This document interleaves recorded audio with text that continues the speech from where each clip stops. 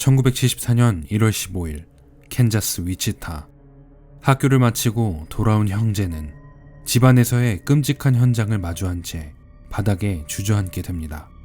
집안은 매우 어지럽혀 있었고 전화선은 끊어져 있었으며 그들의 부모와 어린 두 동생 모두 이미 이 세상 사람이 아니었습니다. 현장은 마치 형제들이 방과 후 집에 왔을 때 가족들의 처참한 모습을 직접 마주하기를 바라는 듯 했습니다.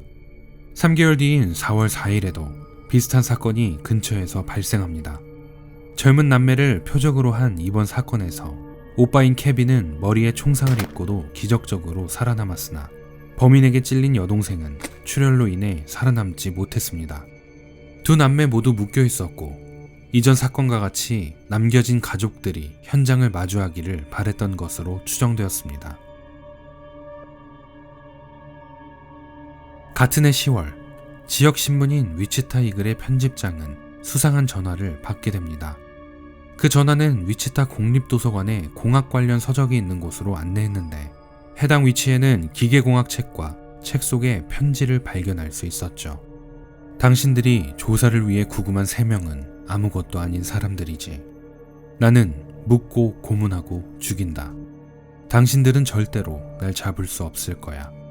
편지의 내용은 간결했으나 성적인 것을 암시하는 듯한 서명으로 가득 차 있었고 즉시 경찰에 신고한 편집장에 의해 당국은 이 살인마의 독특한 맞춤법과 문법 오류 등을 분석하고 수사에 들어가기 시작했으나 별다른 성과를 내지 못했습니다.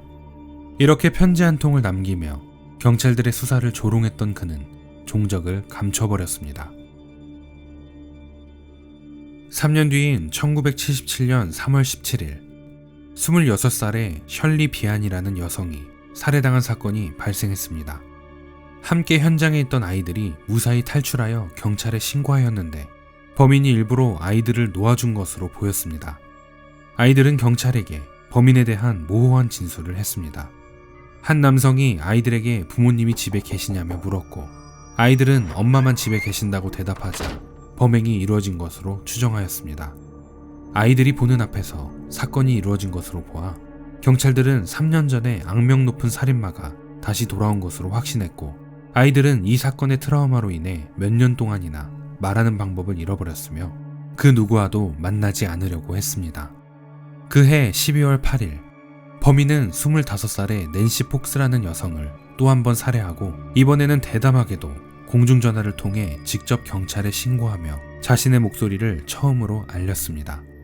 당신들은 퍼싱가의 843번지로 가면 나의 작품을 감상할 수 있을 것이야. 경찰들은 즉시 출동했으나 남겨진 것은 참혹한 현장뿐이었습니다.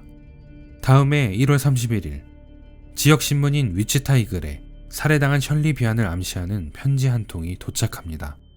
하지만 우편 직원은 셜리 비안의 사건을 모르고 발렌타인데이 메모라고 생각하여 편지를 방치해 두었습니다. 약 보름 뒤 범인은 자신의 우편에 대한 응답을 받지 못하자 이에 분노하여 지역 TV에 이전보다 훨씬 더 과격해진 메시지를 보냈습니다. 내 이름이 신문 1면에 실리거나 사람들의 주목을 받기까지 대체 얼마나 더 많은 사람을 죽여야 하나? 나를 묻고 고문하고 죽이는 BTK 킬러라고 국민들에게 소개해라. 난 오래 기다리진 못해. 참을성이 없거든. 빨리 대응해야 할 거야. 그렇지 않다면 누군가 또 죽게 될 거니까. 위치타 경찰서장은 즉시 기자회견을 열어 직접적으로 BTK 킬러의 존재를 알렸습니다. 그는 그의 살인 능력에 대해 설명하며 지역 사회에 주의를 당부했습니다.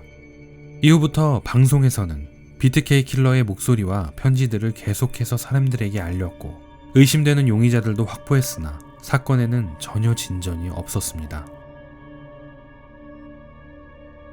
4월 28일 63세의 안나 윌리엄스는 집에 들어오자마자 수상한 편지를 발견합니다.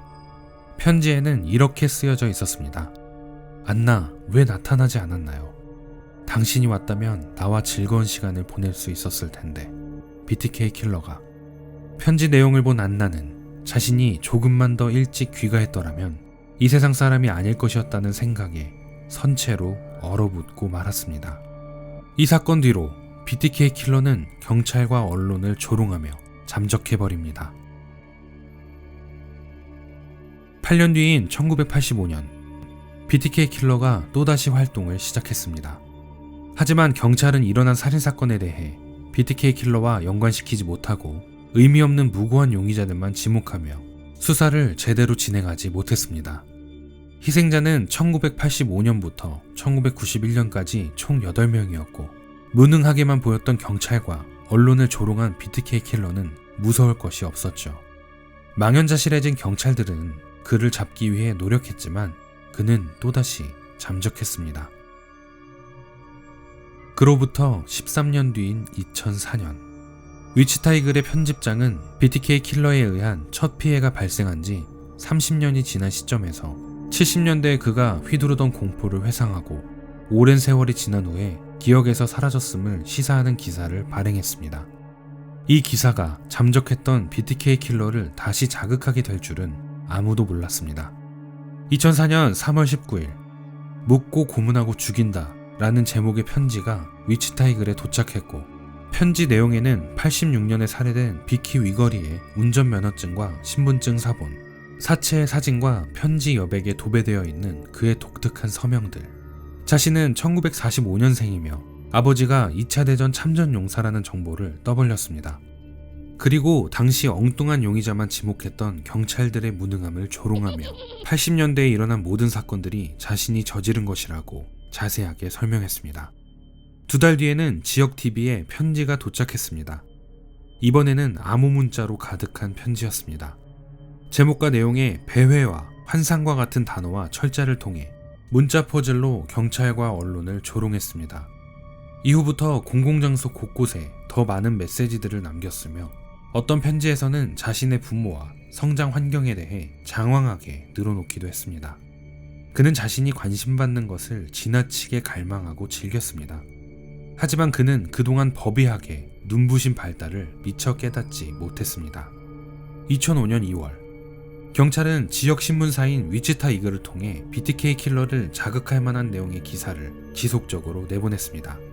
그의 범행을 과대 포장하고 그를 찬양하는 내용도 있었으며 이 기사를 본 범인은 자신의 범행을 설명하거나 기사에 대한 만족감을 나타내기 위해 종종 편지를 보내고는 했죠. 실제로 편지는 지역 신문사로 도착하였으나 신문사에 도착한 모든 편지는 경찰들에게 전달되었으므로 경찰과 직접 편지를 주고받은 것입니다. 편지의 내용을 바탕으로 경찰은 한 대형마트의 주차장에서 CCTV로 범인의 모습을 확인하는 데 성공하지만 화질이 매우 좋지 않아 인상착이나 차량 번호판을 확인하는 것은 어려웠고 영상 분석을 통해 차종만을 겨우 알아낼 수 있었죠. 하지만 차종 하나만으로는 그를 잡을 수 없었습니다. 그러던 어느 날 범인은 대담하게도 신문사에 편지 대신 자신에 대한 여러 정보가 담긴 컴퓨터 플로피 디스크를 보냈습니다. 그는 그동안 과학의 발달이 얼마나 빨리 이루어졌는지 짐작하지 못했죠. 경찰은 포렌식 분석을 통해 IP를 추적한 결과 해당 디스크가 위치타 인근의 루터 교회에 있는 컴퓨터에서 사용되었다는 사실을 알아냈습니다. 교회에는 컴퓨터가 3대뿐이었는데 플로피 디스크에 저장한 컴퓨터는 단 한 대의 컴퓨터만 사용된 것이 확인되었죠. 교회의 교인은 50명이었고 50명의 차종을 모두 확인해 본 결과 단 한 명만이 해당 차종을 소유하고 있었고 그 사람만이 컴퓨터를 사용했다는 것을 알아냅니다. 경찰은 이 사건을 완전히 끝내기 위해 건강검진을 위해 병원에 입원해 있던 범인의 딸을 찾아내어 설득했고 평상시 아버지의 행동이 이상하다고 느껴왔던 딸은 경찰의 요청에 유전자를 제공하여 DNA 분석을 통해 범인의 정체를 확정지었습니다. 그렇게 2005년 2월 25일 아내와 함께 점심을 먹기 위해 사무실에서 집으로 향하던 BTK 킬러인 데니스 레이더는 경찰에 붙잡혀 구금되고 그가 진범이라는 사실이 밝혀졌습니다. 데니스 레이더는 1945년 캔자스주의 중산층 가정에서 태어났습니다. 나름대로 화목한 평범한 가정이었지만 그는 10살 무렵부터 이상한 증세를 보이기 시작했죠. 결박이나 복장에 대한 도착증, BDSM과 같은 과학적인 것에 집착을 보였습니다.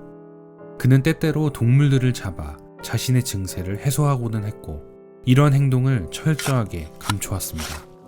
레이더는 1966년부터 1970년까지 4년간 미 공군에 입대했고 심지어 대한민국에서 복무하기도 했습니다.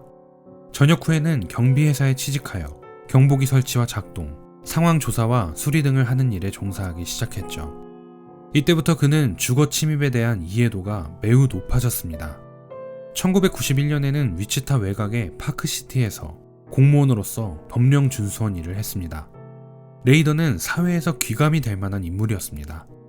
보안을 중요시하는 경보기에 대해 해박한 지식을 가지고 있고 시민들을 보호하는 공무원이자 루터교회에서는 운영위원장으로서 신도들에게 늘 자상한 사람이었죠. 게다가 보이스카우트와 같은 지역 청소년들을 위한 프로그램을 운영하기도 했습니다. 이 때문에 주변 사람들은 데니스 레이더가 BTK 킬러라는 사실을 알게 되자 경악을 금치 못했습니다. 그의 행적을 보았을 때 전혀 예상하지 못했던 것입니다. 게다가 그는 자신의 딸과의 관계가 매우 좋았는데 유전자 제공으로 검거에 결정적인 역할을 했던 딸은 아버지의 연쇄살인을 알게 된 후부터 우울증과 불안에 시달렸습니다. 그가 검거 후에 딸은 과거를 회상해 보았을 때 가족끼리 캠핑을 갔던 날에도 살인을 하기 위해 자리를 비우기도 했다고 증언했습니다. 그렇게 BTK 킬러의 체포는 다음날 위치타 시청에서 발표되어 모여있던 시민들의 박수갈채를 받았습니다. 그는 10건의 1급 살인 혐의로 기소되었습니다. 데니스 레이더는 자신이 피해자를 선택하고 스토킹하고 최종적으로 살해한 방법까지 명확한 세부사항을 법원에서 담담하게 자백했습니다. 이틀에 걸친 양형 청문회에서는 레이더가 고문과 성적 환상에 대한 문서와 유족들에 대한 감정적인 탄원서, 범죄에 대한 레이더의 사과문을 수사관이 직접 설명했고 결국 사형을 받아 마땅했던 데니스 레이더는 1994년 캔자스주가 사형을 다시 도입하기 전에 저지른 살인으로 인해 175년간 가석방 가능성이 없는 종신형을 선고받게 됩니다. 자기애가 매우 강하고 BTK라는 별명을 직접 지었을 만큼 늘 주목받길 원했으며 조디악 킬러보다 더 유명해지고 싶었던 데니스 레이더는 여전히 감옥에서 자신의 죗값을 치르고 있습니다.